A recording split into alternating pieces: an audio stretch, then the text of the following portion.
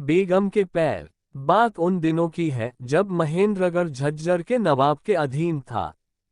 उत्तर पश्चिम भारत पर विदेशी आक्रांताओं के आक्रमण हो रहे थे और रोहतक, पानीपत और रेवाड़ी, दिल्ली के रास्ते में पड़ने के कारण इन आक्रांताओं की निर्दयता के शिकार होते थे।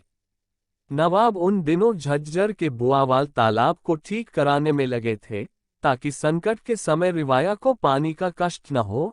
अचानक दुर्रानी के तेज हमले की खबर आई। पता चला कि दुर्रानी की सेना रेवाड़ी के पास पहुंचने वाली है। तुरंत नवाब ने रियासत के जानबाज सिपह सालारों और वजीरों मनसबदारों की एक बैठक बुलाई। अहम मसला था कि अगर दुर्रानी झज्जर का रुख करे तो उससे कैसे निपटा जाए, और अगर हमले की सूरत में रोहतक या रेवाड़ी से मदद की गुहार आए तो क्या किया जाए। सभी का कहना था कि रियाया को तुरंत आगाह कर दिया जाए कि हमले की सूरत में उसे अपना बचाव कैसे करना है और दुश्मन से जूझने के लिए पूरी तैयारी की जाए। दूसरी रियासतों की भी भरपूर मदद की जाए। उसी दिन पूरी रियासत में नवाब की ओर से दुबगी पिटवा दी गई कि हमले की सूरत में रियासत के कमजोर और बीमार लोग, औरतें और बच्चे भागकर पास के जंगल में छिप जाएं।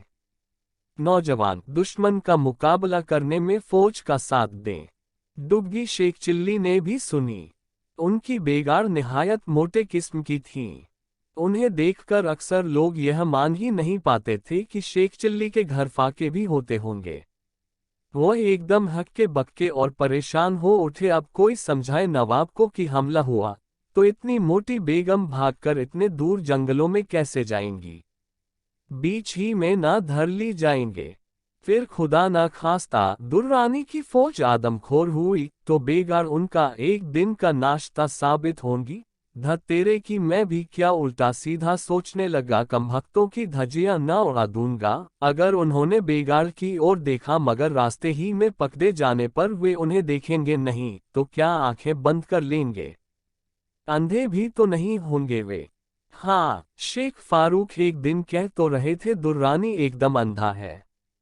मैदान में उतरता है तो अपने पराये में फर्क नहीं कर पाता।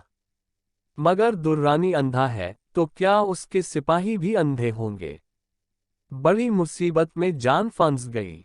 मेरा क्या है, मैं तो उसकी फौज के गुबार से ही उड़कर कहीं का कहीं जा पहुंचूंगा। मगर सवाल तो बेगार का है। वह तो जन्नत में भी मेरे बिना सबको फटकार लगाएंगी। अल्लाह मियाँ को भी नहीं बख्शेंगी। उफ, अगर कहीं से उड़ने वाला कालीन मिल जाए तो मैं भी कितना अहमक हूँ। नवाब साहब ने घोड़ा दे रखा है, फिर भी नाहक परेशान हो रहा हूँ। बेगार को घोड़े पर बैठा कर दौड़ा दूंगा। दुर्रानी की कमबख्त सारी फौज हाथ मालती रह जाएगी। मगर घोड़ा भी तो जानवर है। पता नहीं बेगार का बोझ सह पाएगा या नहीं। ऐसा न हो कि बीच में पिचक जाए या खुदा ऐसा हुआ तो क्या होगा? घोड़ा कहीं गिरेगा, बेगम कहीं बिरंगी, उनसे तो गिरकर उठा भी नहीं जाएगा। फिर घोड़ा नवाब का है, क्या पता सीधा जंगल में जाएगा या लड़ने का जोश में कमबख्त दुर्रानी की फौज में ही जा घुसेगा। बेगम बेचारी तो जोर जोर से फटकार लगाने के अलावा कुछ कर भी नहीं सकती। माना कि उनके अब्बा हजूर एक जानबाज सिपाही थे, तलवार ऐसी चलाते थे कि दुश्मन को छठी का दूध याद आ जाता था। मगर धुल पड़े उनके दकियानुसी ख्यालात पर बेगार को जबान चलाना तो सिखा दिया, तलवार चलानी नहीं सिखाए। सिखा देते तो उस समय काम न आती जब घोड़ा उन्हें लिए दुर्रानी की फौज में जा घुसता। मगर यह माना कि घोड़ा दुर्रानी के फौज में घुस जाएगा, मगर बेगार का पास तलवार कहाँ से आएगी? अल्लाह मियाँ आसमान से तो टपका नहीं देंगे कि लो मेरे बंदे शेख चिल्ली की बेगा, तलवार लो और काट डालो दुर्रानी की गर्दन। अल्लाह मियाँ इतने मेहरबान होंगे तो बेगम दुर्रानी की गर्दन जरूर काट डालेगी। कितना मजा आएगा उस दिन। दुर्रानी की फौज में दहशत छा जाएगी। उसके सारे सिपाही मैदान छोड़कर भाग जाएंगे। नवाब उन्हें हैरानी से भागता देखेंगे। पूछेंगे यह अनहोनी कैसे हुई? किस आसमानी ताकत ने यह सब किया? तभी भेदिया आकर नवाब को बताएगा, हुजूर एक मोटी औरत ने तलवार से दुर्रानी की गर्दन उड़ा दी। नवाब और हैरान होंगे। तपाक से कहेंगे वह औरत है या फरिश्तों की मलिका। उसे पूरी इज्जत के साथ दरबार में पेश करो। नहीं नहीं, नवाब कहेगा कि हम खुद उसकी कदमबोसी करेंगे। फिर वह घोड़े से उतार कर नागे पैर बेगम की तलाश में निकलेगा, वैसे ही जैसे शहंशाह अकबर नंगे पैर वैष्णो देवी की जियारत पर निकले थे। बेगम दुर्रानी का खून से लथपथ सिर तलवार की नोक पर टांगे मैदाने जंग में खड़ी होंगी। नवाब उसकी कदमबोसी करेगा, बार बार सजदे में झुकेगा। अपने सभी अमीर उमराव को बेगम के पैरों की धूल माथे से लगाने को कहेगा, पैर चूमने को कहेगा। सभी बेगम के पैर चूमेंगे। नवाब मुझसे भी उनके पैर चूमने को कहेगा।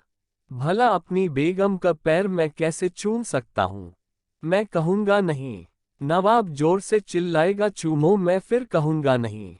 नवाब बौखला उठेगा, सिपाहियों से कहेगा, पकड़ लो इस मरदूद को और डाल दो इस आसमानी ताकत के पैरों पर। नवाब के सिपाही मुझे पकड़ लेंगे और फिर और जोर से धाम की आवाज हुई तो शेख चिल्ली ने देखा वह चारपाई से लुढ़क कर नीचे सब्जी छीलती बेगम के पैरों में गिर पड़े हैं। आग लगे इस बौडमपने में बेगम जोर से चीखी। अच्छा हुआ दरांती पर नहीं गिरे, हो जाती खत से गर्दन अलग और शेख चिल्ली बेचारे क्या कहते खिसियाना हो, चुपचाप छत पर चले गए। हाँ, अलबत्ता दुर्रानी के हमले का डर उन्हें और ज्यादा सताने लगा था कि कहीं सचमुच में बेगम के पैर ही चूमने न पड़ जाएं।